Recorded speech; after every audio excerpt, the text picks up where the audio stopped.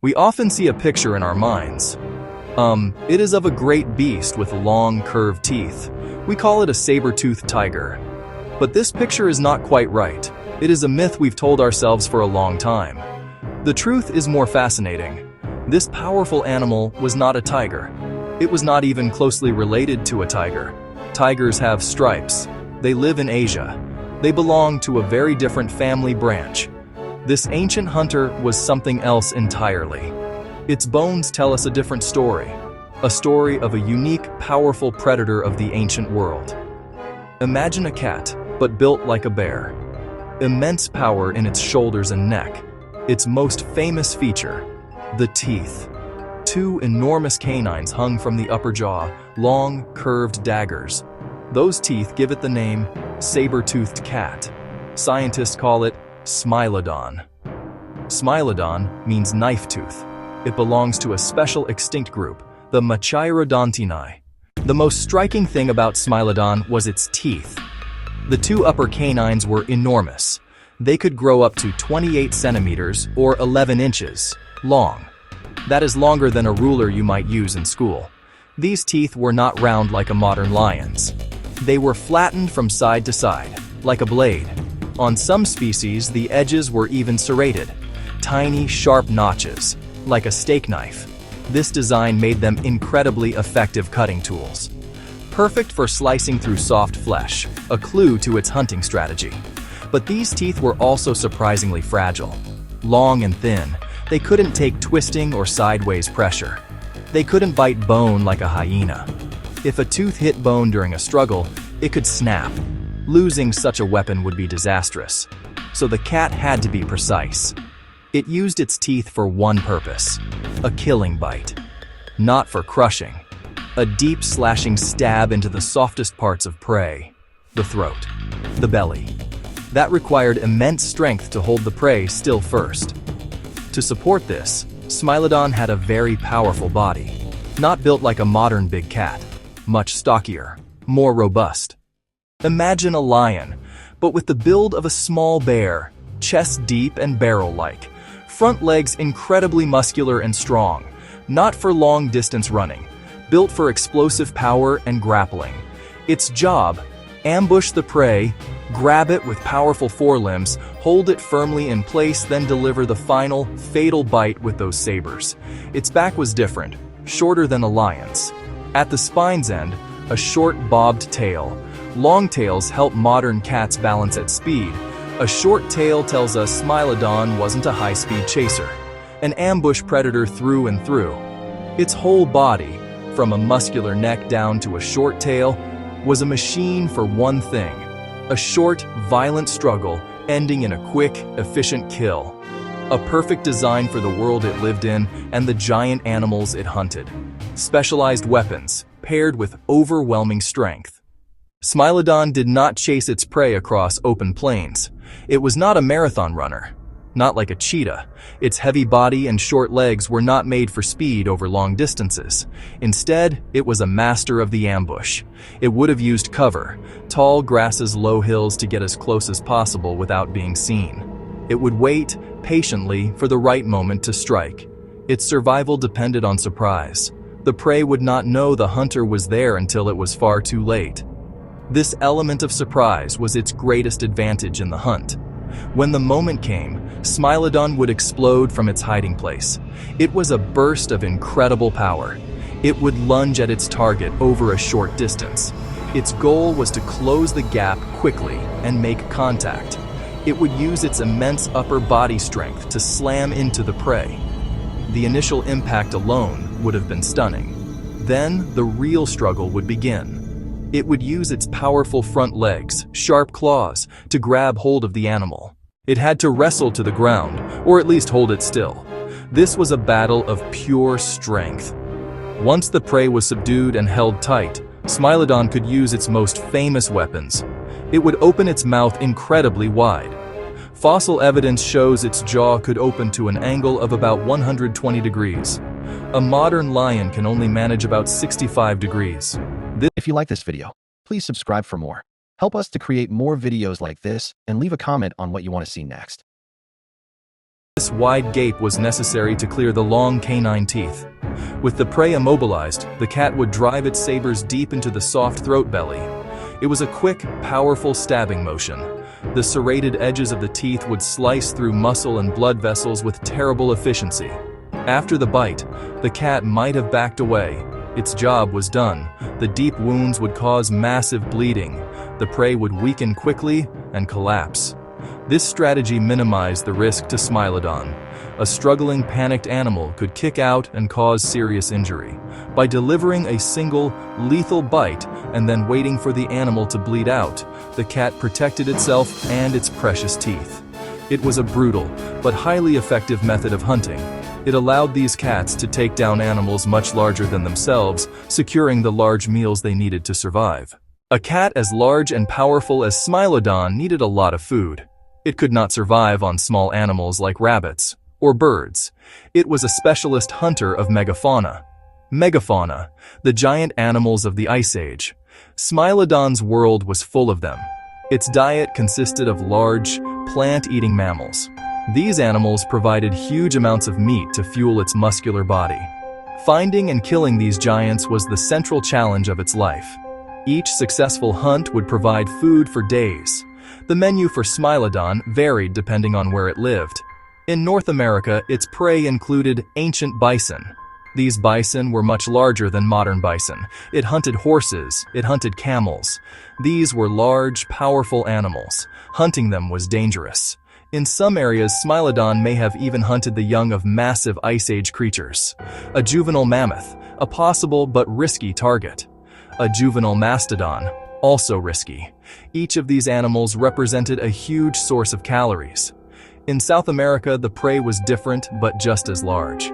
Giant ground sloths, enormous slow-moving herbivores weighing several tons, thick hides and long claws for defense. Hunting them would have been a tremendous challenge. Was Smilodon a lonely hunter, or did it live in groups? For a long time, scientists were not sure. Many modern cats, like tigers, live solitary lives. But a growing amount of evidence suggests that Smilodon may have been a social animal, much like modern lions. This idea comes from the fossils themselves. They give us clues about how these animals lived and how they cared for each other. A social life would have been a huge advantage in a world filled with giant prey and dangerous competitors. It would have made hunting more successful and life a little bit safer. One of the most powerful pieces of evidence comes from injuries. Scientists have found Smilodon fossils with terrible wounds that had healed. There are bones with broken legs that have mended. There are skulls with puncture wounds that have closed over. An animal with such a severe injury would not have been able to hunt for itself. A broken leg would make it impossible to chase prey, ambush prey, or wrestle prey. In a solitary world, that animal would have starved to death. The fact that these injuries healed means the animal must have survived for weeks or months without hunting. The most likely answer is that other members of its group cared for it. They must have shared their kills. They would bring food back to the injured individual, allowing it to rest and recover. This is a clear sign of complex social behavior. It suggests a community, a family group that looked after its own. This kind of care is seen in social predators today, like lions, like wolves. It shows that Smilodon was not just a mindless killing machine. It had a social structure that promoted cooperation and mutual support among group members. The La Brea tar pits in Los Angeles provide more clues. Thousands of Smilodon fossils have been found there. They are found alongside the fossils of the animals they hunted, like bison, like horses. A popular theory is that a large herbivore would get stuck in the sticky tar. Its cries of distress would attract predators. A single Smilodon might be drawn in, but the tar pits have yielded many Smilodon skeletons for every one herbivore. This suggests that perhaps a whole group, or pride, of saber-toothed cats might have come to the scene, with several members becoming trapped in their attempt to get the easy meal. This pattern points towards group behavior, not solitary hunting. Smilodon was an incredibly successful predator. Its reign lasted for a very long time. It lived during a period known as the Cenozoic era, specifically in the epochs we call the Pliocene and the Pleistocene. To put that in simple numbers, The Smilodon genus first appeared around 2.5 million years ago. It walked the Earth for almost the entire duration of the Great Ice Ages. These were times when huge sheets of ice advanced and retreated across the continents. The world was colder and drier than it is today. Smilodon was perfectly adapted to this environment and survived through many cycles of climate change. These saber-toothed cats were not found in just one place. They were widespread. Different species of Smilodon lived across two vast continents, North America, South America. They roamed from the cold northern grasslands all the way down to the temperate plains of Patagonia. Their fossils have been found in many places, giving us a clear picture of their range. They were one of the most dominant predators in the Americas for millions of years. Their presence shaped the ecosystems they lived in. Smilodon did not live in an empty world. It shared its environment with a host of other incredible animals. Many of these were its prey, the giant herbivores that fueled its existence. But many others were competitors, and some were even a potential threat. Life in the Ice Age was a constant struggle for resources. Smilodon had to compete for food and territory. Its neighbors included other powerful predators, scavengers that would try to steal its kills the first humans to arrive in the Americas. These interactions shaped its behavior and its daily struggle for survival. Its greatest rival was probably the dire wolf. Dire wolves were larger and more heavily built than the gray wolves we know today. Like Smilodon, their fossils are found in huge numbers at the La Brea tar pits. This tells us they lived in the same places and hunted the same prey. Dire wolves were pack hunters. A large pack of dire wolves could have been a serious threat to a Smilodon. They might have tried to steal a fresh kill, forcing the cat to defend its meal. Fights between these two top predators must have been common and brutal. It was a landscape of fierce competition. Other carnivores also shared the landscape. There was the American lion, a huge cat that was even larger than a modern African lion. There was the giant short-faced bear, an enormous predator that stood taller than any bear alive today. These animals were all competing for the same limited supply of large prey. Smilodon had to be strong and tough to hold its own. After making a kill, it would likely have eaten as much as it could, as quickly as it could. Scavengers were always waiting. Vultures would circle overhead. Smaller predators like coyotes would linger nearby, hoping for leftovers. Towards the very end of its reign, Smilodon met a new and intelligent predator, early humans. Humans arrived in the Americas near the end of the last ice age. They were skilled hunters who also targeted the large megafauna. Direct evidence of humans hunting Smilodon is very rare. It would have been an incredibly dangerous animal to attack. But humans and Smilodon were certainly in competition for the same food sources.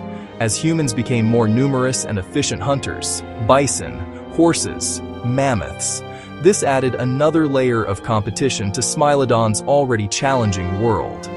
Two apex hunters, at times face to face. Social strength met human strategy, and competition was everywhere. For over 2 million years, Smilodon was a master of its world. It was a successful and dominant predator.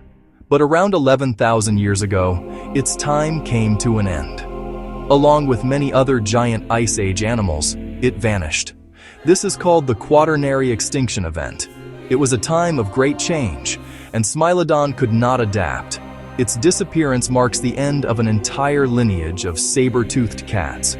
They'd existed in various forms for millions of years, but with Smilodon's extinction, they were gone forever. The key to understanding its extinction lies in specialization. Smilodon was an expert hunter of megafauna. Its entire body, its hunting strategy, its social structure were built to kill very large animals.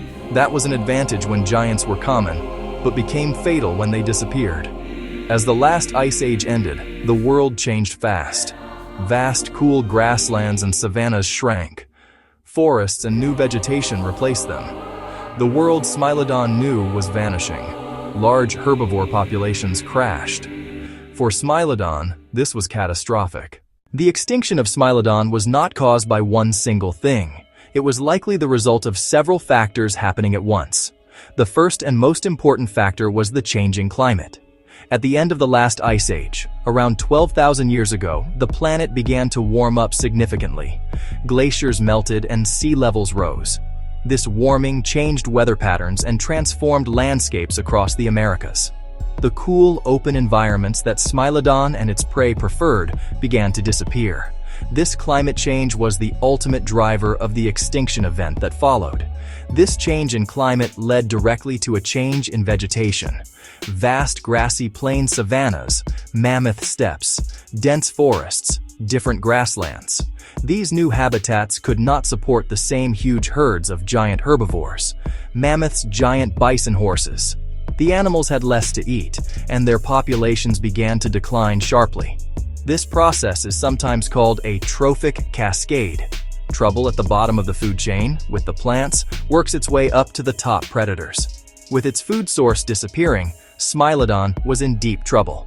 It was a highly specialized hunter. It could not simply switch to hunting rabbits or deer. Its entire anatomy was designed for ambushing and overpowering huge animals. It was too heavy and slow to chase smaller, more agile prey. As the mammoths, sloths, ancient bison died out, Smilodon essentially ran out of food. It was like a specialist tool that was designed for a job that no longer existed. Without its giant prey, it was doomed to starvation and, eventually, extinction.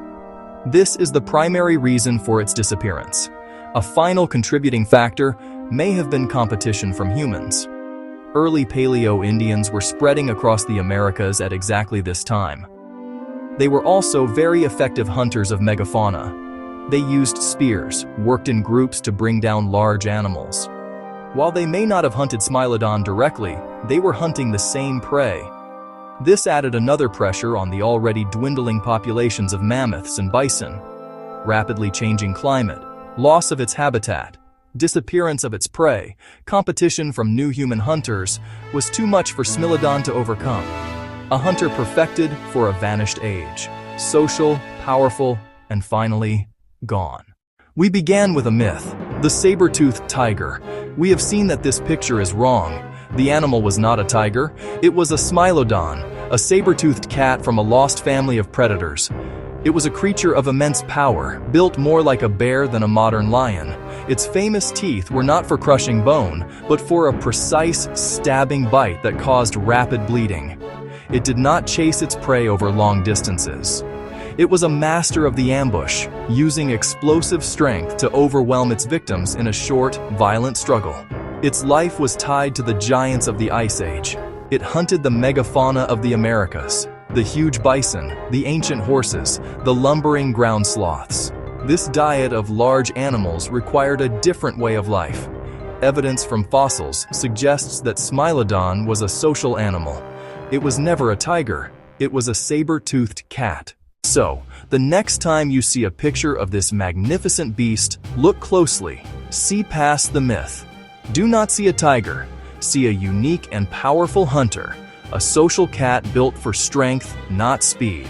See an animal perfectly adapted to a world of giants, a world that no longer exists. See the real story, written in its bones. A true master of its time. It was never a tiger, it was a saber-toothed cat.